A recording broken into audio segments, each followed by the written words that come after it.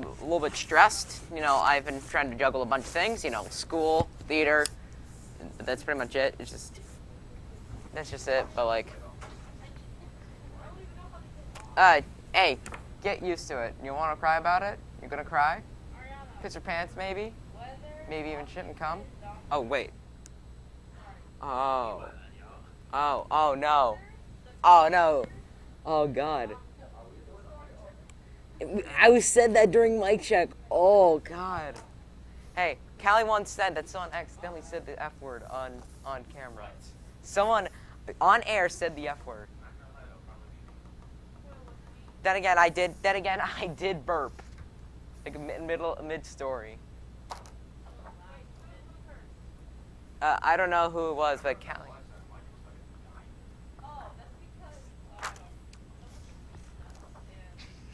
Yeah, that was Charlene.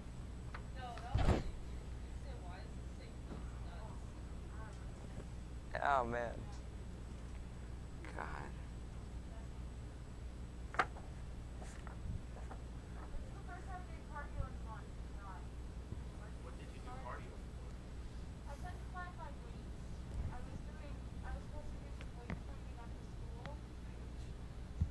Hey.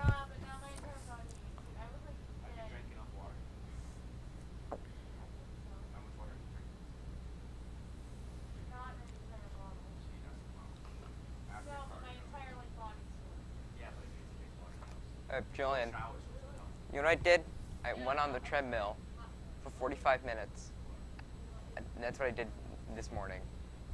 I went on the treadmill for 45 minutes. I just walked. It's like, it was at 5 in the morning. It's like sheer freaking willpower to do, right? Is my mic still on? Alright, I need to make sure I don't say anything dumb. Yo, it's shiesty season. What type of question is that? It's your brr, alright? Is that literally his last name? No. His last name is Burrow. Go Joe brr. Brr. Shiesty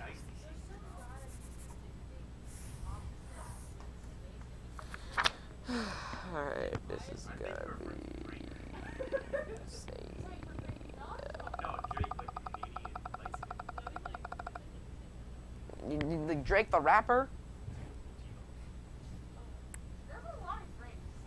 Yeah. Yeah, no, Drake. There's a Drake curse that every time he takes this picture of him, he took a picture with Odell Beckham Jr. playoffs. So what you're saying is we have to edit the same picture. What the hell did... Well, how did... Yeah, that camera. And the third camera is practically useless.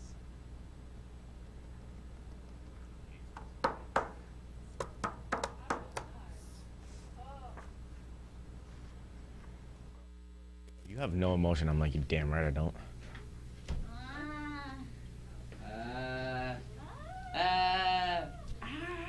Did you see that video? I don't think there's a walkie-talkie in here. Okay, Julian, start talking. All right, so today's Thursday. One more day and I'm out of here. No? Wait, you're leaving? What happened? Can you resend this story? Hold on. Let me get my phone. Wait, Julian, you're leaving? Yeah, for like 30 seconds. Oh, no, wait, RPtv next week.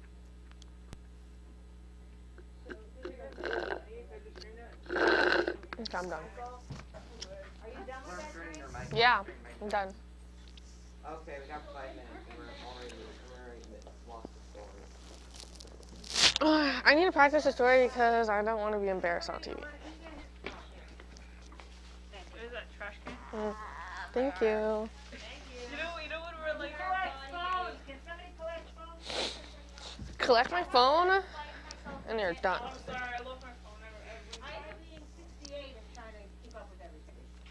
Yeah, you're 68. That's right. And I don't slow down, so I want to hear it. Let's go. Come on, ready in here?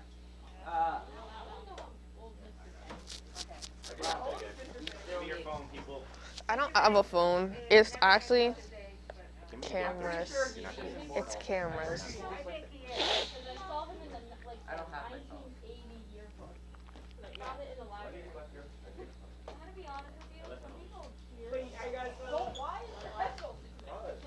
I don't care, Angel. You have to take my. I'm gonna take my DS. That's what I'm listening.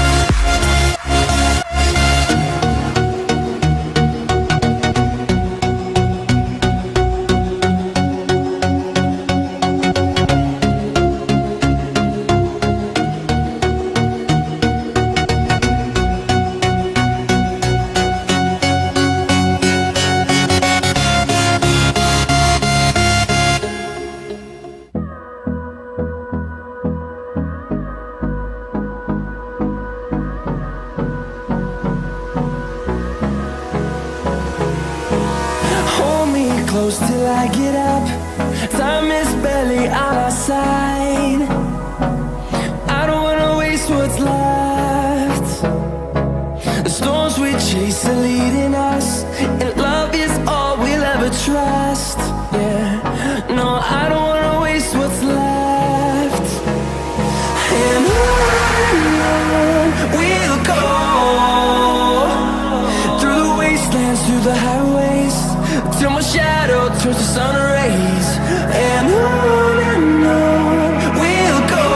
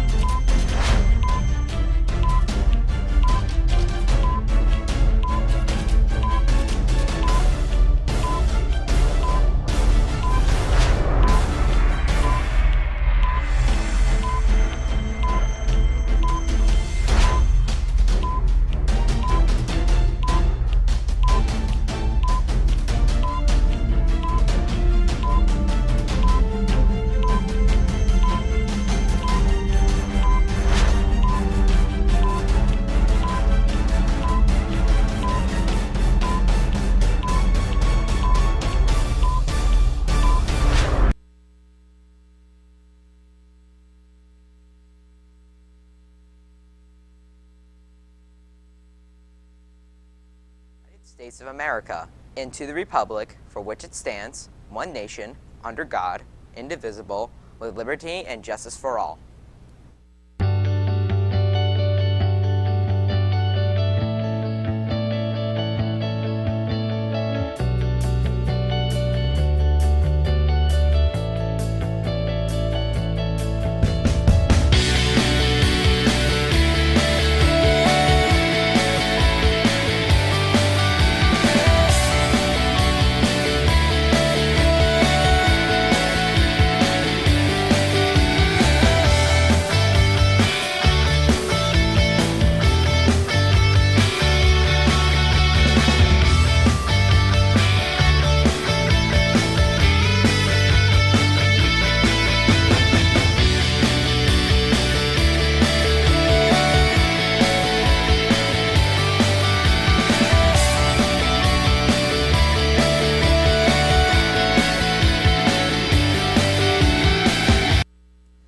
Good morning and welcome to RPtv. Today is Thursday, February 3rd, 2022.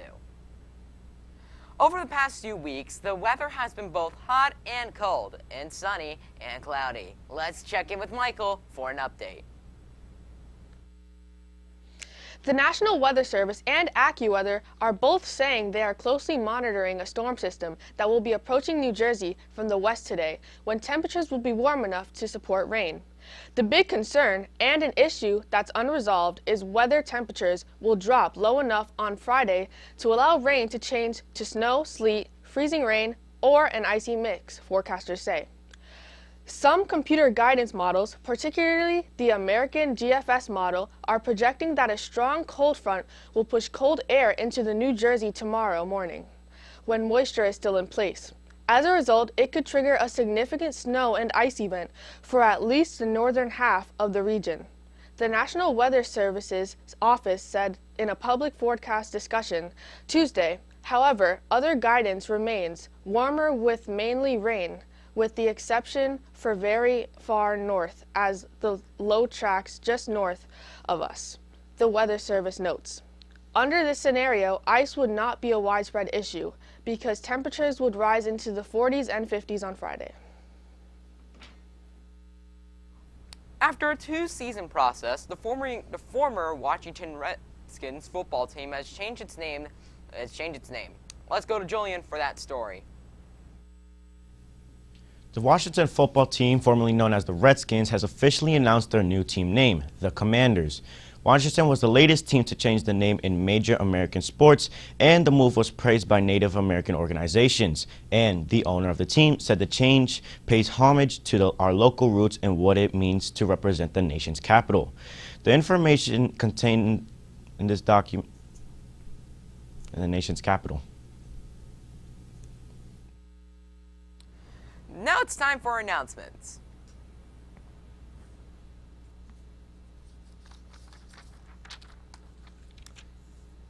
It's time to raise some dough, freshman class in 2025. Cookie dough sale runs from February 15th until March 10th.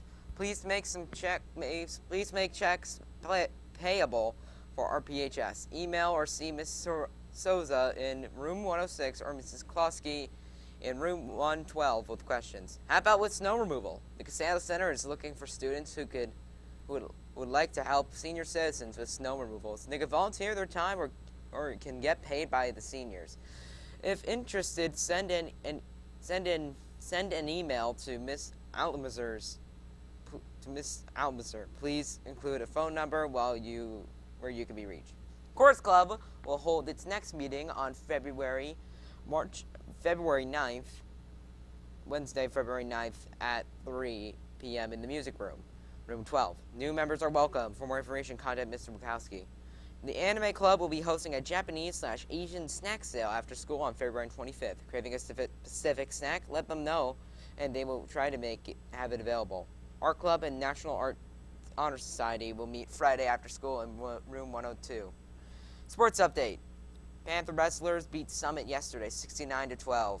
Congrats on Senators Sal, Julian, and Ryan. Girls basketball will play Linden today.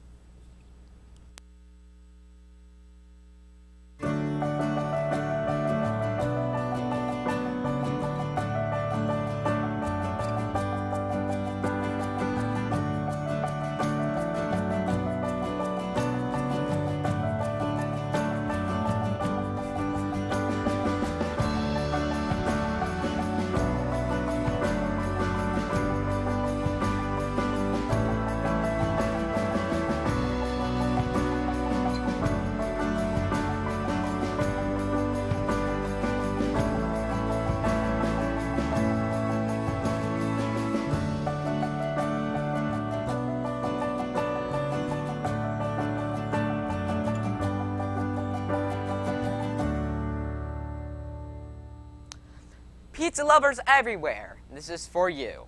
Domino's has a new deal everyone would love. Let's go back to Julian for that report. Domino's is running a promotion to curb customers from ordering delivery. The pizza chain giant this week began offering $3 as an incentive to order online carryout. The $3 tip will be credited to customers and can be used on a future online carryout order. Customers must place the order online and choose the carryout option to receive the credit. The promotion will run through May 22nd. Domino's is facing a labor shortage, like many other restaurants and businesses across the country. The labor shortage largely has been linked to the wage shortage. Inflation also has hurt Domino's, which recently changed its chicken wing deal by cutting the number per order from 10 to 8. There are currently over 100 Domino's locations in New Jersey and over 6,400 spots nationwide. Stay tuned, we will be right back.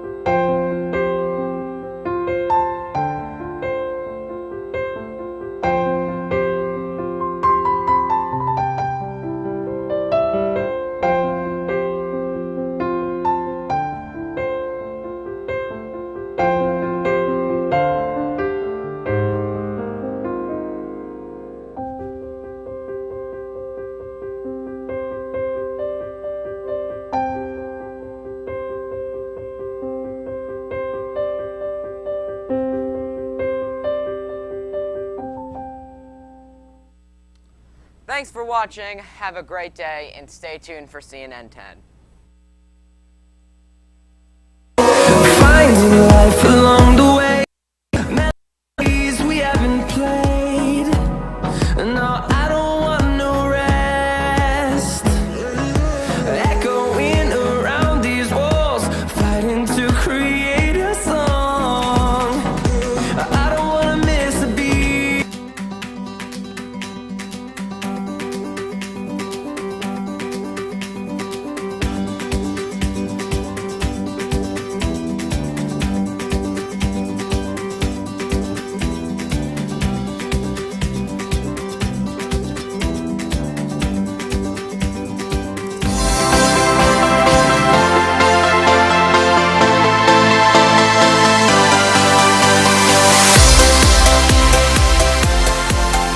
We're traveling the world to report today's news, and we're happy to have you along for the ride. I'm Carl Azus.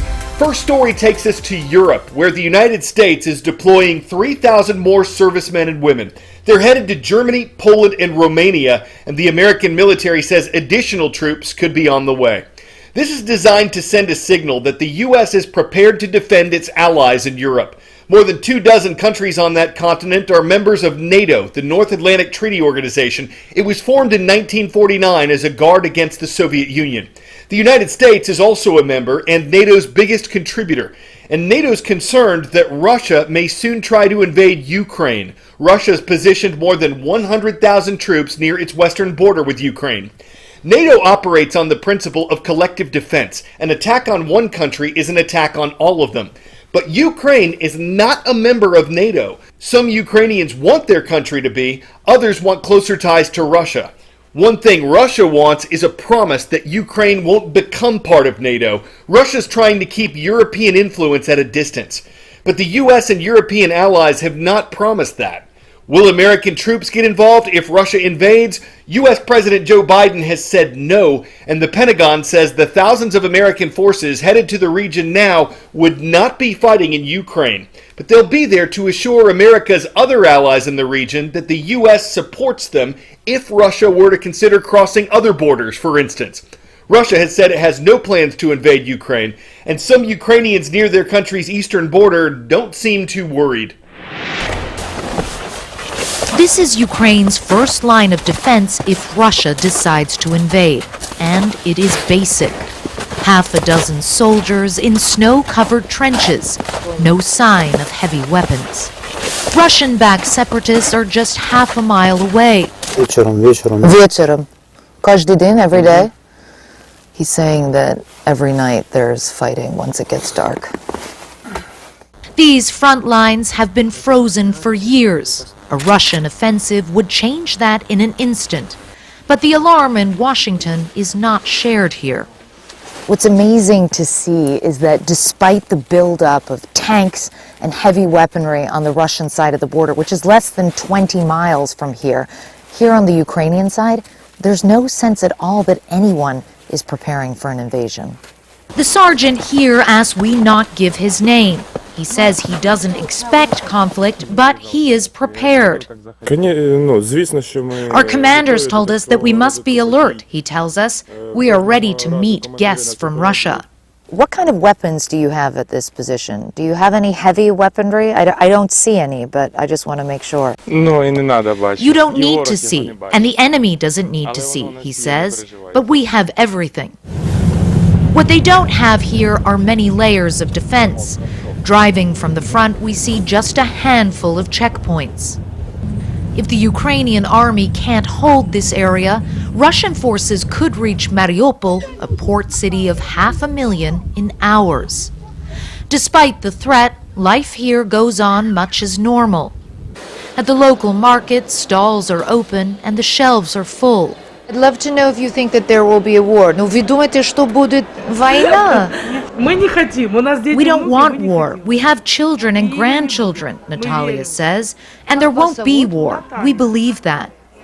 Some, like Erjan, say that America is exaggerating the threat. No, there will not be a war, he says. It's only Biden who thinks this. It's interesting talking to people here. Nobody seems to be remotely concerned about the prospect of an imminent invasion. These people are no strangers to war. All around Mariupol, the hollowed-out remnants of villages destroyed and abandoned by fighting between Ukrainian forces and pro-Russian separatists. But whether moved by denial or disbelief, these soldiers and the people they're protecting don't expect history to repeat itself. For now, they wait, and they watch, and they hope. The U.S. has been sending a steady stream of weapons to Ukraine, including those much-coveted Javelin missiles, anti-tank missiles. But under the rules of the current ceasefire, even though it's being broken on a regular basis, neither side is allowed to bring heavy weaponry down to the front lines. So those Javelins cannot go to the front lines. And that could potentially be a big problem for Ukrainian forces in those areas if Russia launches some type of lightning offensive. Clarissa Ward, CNN, Eastern Ukraine. More Americans quit their jobs in 2021 than in any other year ever recorded. This is according to new data from the U.S. Labor Department. 47.4 million people left their jobs voluntarily, meaning they weren't fired or laid off, they just chose to leave. This doesn't mean they all stopped working. Millions took new jobs that paid more or offered better benefits. But employers still had trouble filling available positions. This graphic shows the number of job openings in America over the past 10 years and how available jobs skyrocketed in 2021. Among those who quit without getting new jobs, some retired, many had trouble finding childcare and quit to be with their kids. Experts say some were concerned about catching COVID, while others refused the vaccine that some employers required. All of this pressured businesses to up their efforts to attract employees. 10-second trivia. Where would you find Point Nemo? Great Barrier Reef, remote South Pacific, Key West, Florida, or Bali, Indonesia? Point Nemo is an area in the South Pacific that's the farthest location from land. That's why more than 260 pieces of discarded space equipment have been sent to and sunk near Point Nemo, and the International Space Station will probably be headed there in 2030. That's when NASA plans to stop operating the orbiting laboratory. It costs billions of dollars each year to maintain, and the U.S. Space Agency has been pushing for more private investment in the ISS. NASA expects commercial stations will eventually replace it, and Russia plans to leave the international project in 2025. So the ISS is scheduled to crash into the ocean in early 2031. The U.S. covered 2/3 the total cost of the ISS, and critics have said it hasn't been worth the investment in terms of scientific discoveries. It's the most expensive object ever built, costing over $100 billion, and it's a true marvel of engineering. So, what do we have to show for it? First of all, we have the station itself. Astronauts helped put the floating laboratory together 250 miles above Earth, and it was a monumental task, seeing as it weighs in at nearly 1 million pounds and has the same livable space as a 6-bedroom house. And Bob Cabana literally turned the lights on. We actually opened the doors to the space station, powered up the computers, and turned on the lights for the first time. And that was a pretty amazing mission. I will never forget that. It took over 40 rocket launches to build this thing. The first piece was sent up in 1998, but it wasn't deemed complete until 2011. It's been occupied since 2000. The International Space Station, it's an international cooperative effort. And I think this is the way that when we leave planet Earth, when we go exploring, it's set the model for how we're going to explore beyond planet Earth. We've got the United States, Russia, Canada, Japan, the European Space Agency and all its partners, and we are working together up there. Congress declared the U.S. portion of ISS a national laboratory. Crew members spend about 35 hours per week conducting research, which has led to a critical understanding of how the human body reacts to a microgravity environment, and has also helped in the development of vaccines against pathogens like salmonella, and developing drugs to combat osteoporosis. But the overarching goal of the station is much greater. Our goal right now at NASA is to put boots on Mars.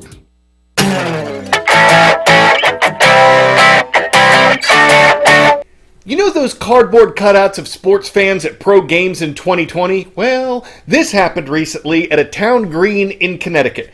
Penguins are not indigenous to Connecticut. This was the idea of a local artist who wanted to bring smiles to residents, and judging by their reactions, mission accomplished. I think it's absolutely fabulous that we live in a town where someone cares enough to take the time and energy to spread joy.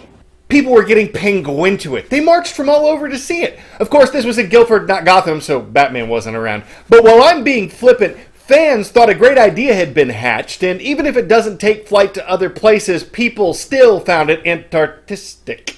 We've got Conrad Weiser Area School District watching today. It's great to see you in Robisonia, Pennsylvania. I'm Carl Azus.